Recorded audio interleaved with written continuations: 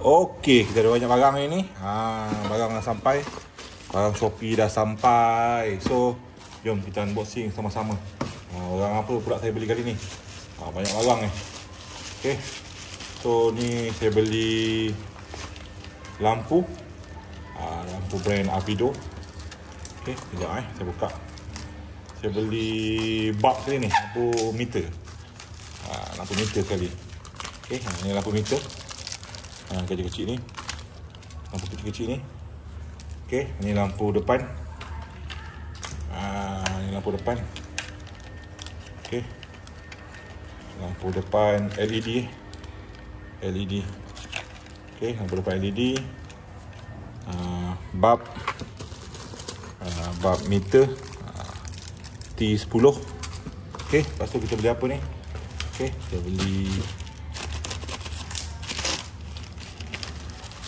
beli apa ni? Oh, ni. Ini adalah Swiss rasanya. Swiss.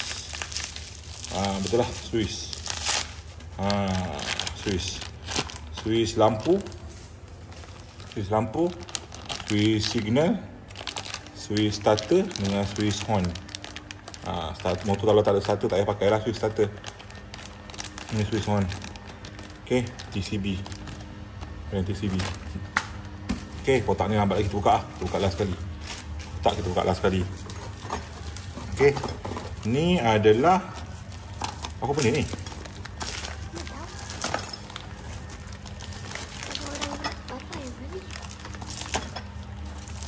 Okey, kita buka ataupun kita unboxing.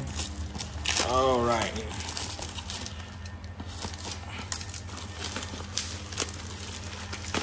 Okey. Ni apa ni? Oh, ni tongkat. Tongkat saya pilih yang long, yang panjang. Tongkat yang wave biasa tu dia pendek sikit. Tongkat skru dengan spring. Okey. Ni adalah kita buka yang ni pula, yang besar ni sikit ni. Ini adalah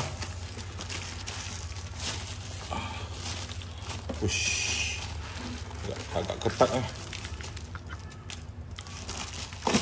Okey. Okey. Kita sorok dalam ni.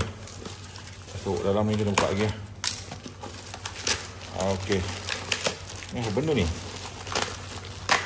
Oh, ni adalah spoiler. Spoiler wave 125X. Okey, spoiler belakang warna hitam, saya beli warna hitam. Okey, ni adalah begini, kita buka. Kita unboxing. Ini adalah balancer. Wave 125S balancer. 125S, 125X boleh pakai lah ni. Ni balancer. Throttle balancer. Okey. Ni apa pula? Apa ni pula ni? Ni besar ni.